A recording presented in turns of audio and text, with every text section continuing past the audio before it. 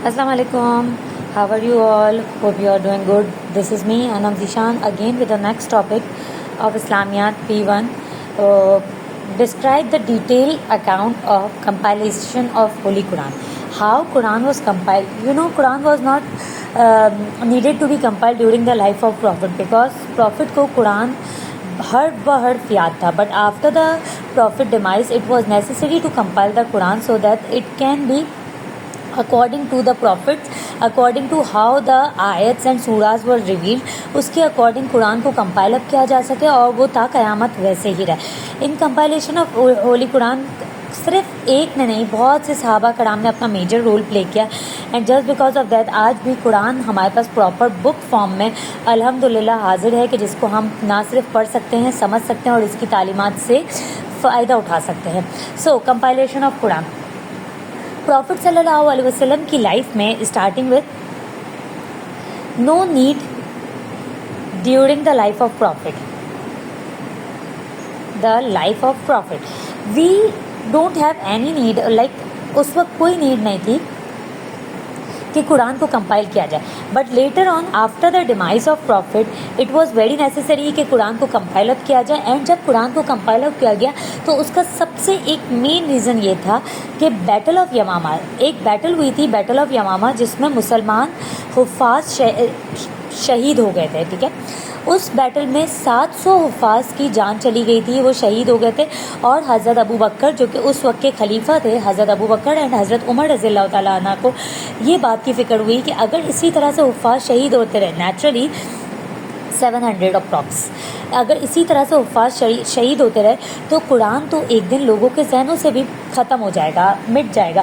تو اس وجہ سے حضرت ابو بکر نے حضرت عمر کی ایڈوائس پہ، آن حضرت عمر's ایڈوائس حضرت ابو بکر نے اور حضرت عمر نے مل کے قرآن کی کمپائلیشن کا کام اسٹارٹ کیا. And the leading role who was compiling the Quran, the leading صحابہ واز زید بن ثابت. حضرت زید بن ثابت وہ لیڈنگ رول تھے جنہوں نے قرآن کو کمپائل کیا آن دا ایڈوائز آف حضرت ابو بکر اینڈ حضرت عمر. لیکن ایسا نہیں تھا کہ حضرت زید بن ثابت نے ایسے ہی قرآن کو کمپائل کیا. there were three major reasons, there were three major precautions that were taken during the compilation of Holy Quran. The first precaution was، سب سے پہلے جب بھی کوئی بھی آیت تھی جو حضور صلی اللہ علیہ وسلم کے ٹائم پہ لوگوں نے حضور صلی اللہ علیہ وسلم سے سنی، تو سب سے پہلے وہ حضرت زید کے پاس لائی جاتی، سو دیٹ اس کو حضرت زید اپنی میموری سے، because he was a great حافظ، تو وہ اپنی میموری سے اس کو کراس چیک کرتے تھے کہ کیا یہ آیت جس وقت نازل ہوئی وہ صحیح ہے جس طرح سے وہ فرما رہے. ٹھیک ہے.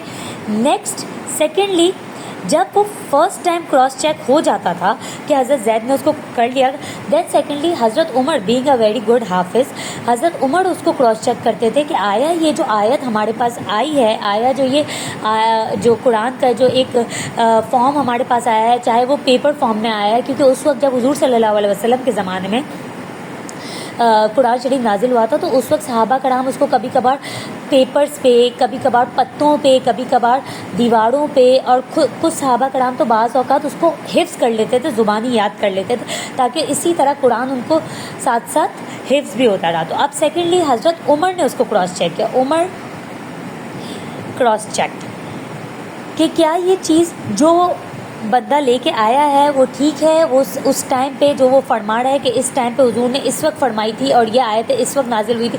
تھرڈلی، جب ان دونوں چیزوں سے مرحلہ پار ہو جاتا تھا تو اس کے بعد دو گواہوں، ٹرسٹ ورتھی پرسنس کو رکھا جاتا تھا، کہ دو گواہوں کی موجودگی میں کہ ہاں کہ آپ لوگ اس بات کی گواہی دیتے ہیں کہ جب یہ آیت نازل ہوئی تو یہ اسی وقت نازل ہوئی، یہ اس صورت سے پہلے یہ اس طرح کرتے کرتے قرآن الگ الگ فولیوز میں لکھا جانے لگا.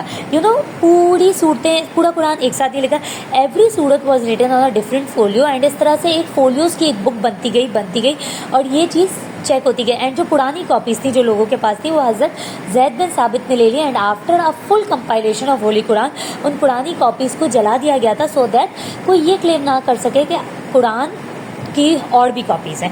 آفٹر دس کمپائلیشن یہ کاپی مصحف کے نام سے مشہور ہوئی. دا نیم واز مصحف. یہ کاپی مصحف کے نام سے مشہور ہوئی. اینڈ حضرت زید کے بعد حضرت عمر کے پاس ہی مشاف رہا، اور حضرت عمر کے ڈیمائز کے بعد حضرت عمر کی بیٹی حضرت حفصہ کے پاس رہا. That is why it was called مشائف حفصہ.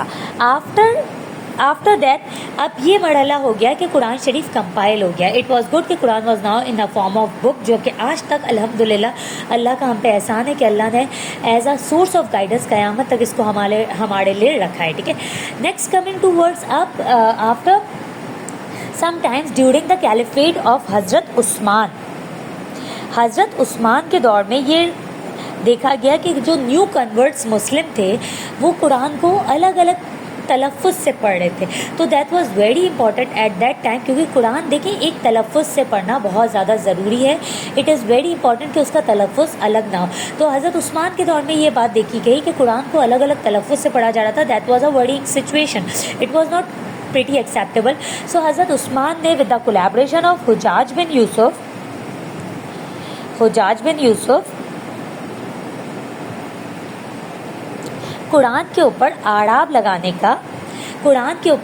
لگانے کا کام انجام دیا. اینڈ اس آڑاب کو لگانے کے بعد حضرت عثمان نے اس آڑاب لگے ہوئے قرآن کی کاپیز ہر ملکوں میں سب بادشاہوں کو، سب کیلفس کو، سب کو بھجوائیں، سو دیٹ آپ پتہ ہو کہ قرآن اسی تلفظ سے ساری دنیا میں پڑھا جائے گا.